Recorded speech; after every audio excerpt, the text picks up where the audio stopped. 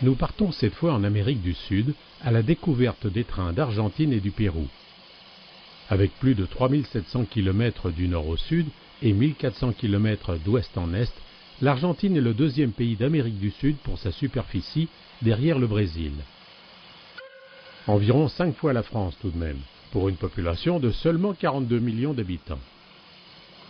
C'est à partir de 1870 que les chemins de fer ont été développés en Argentine par des compagnies anglaises. Le réseau argentin comptait 68 000 km de lignes en service en 1965 en 4 écartements. La voie large espagnole d'1 mètre 676, la voie normale, la voie métrique et la voie étroite de 75 cm. Mais seulement un tiers de ces lignes étaient ouvertes au trafic voyageur. Au début des années 90, les ferrocarriles argentinos ont été privatisés. Il ne comptait plus que 35 000 km divisés en 6 régions gérées par plusieurs entreprises privées. Certaines dessertes restent toutefois confiées aux administrations des différentes provinces concernées. Seuls quelques grands axes sont demeurés ouverts aux voyageurs, en plus des services de banlieue. Il n'y a plus aucune relation voyageur internationale. La crise financière des années 2001-2002 n'a pas arrangé la situation.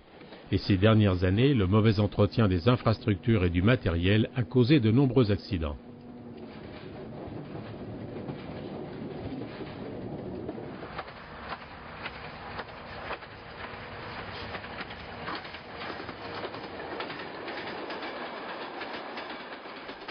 Malgré cette situation défavorable, les passionnés de chemin de fer sont nombreux en Argentine. La capitale compte plusieurs musées consacrés à la sauvegarde du patrimoine ferroviaire. Plusieurs locomotives à vapeur en état de marche remorquent les trains spéciaux à l'occasion de fêtes du rail.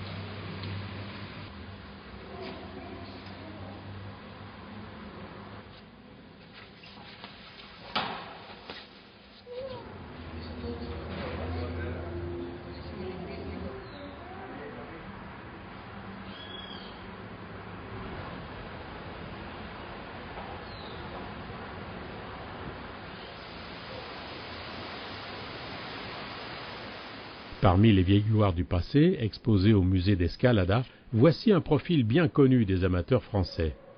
Cette machine, construite par Alstom en 1956, est une version à voie large des 060 DB, futur CC 65000 de la SNCF. 25 locomotives de ce type avaient été livrées au réseau Général Roca en 1957-58.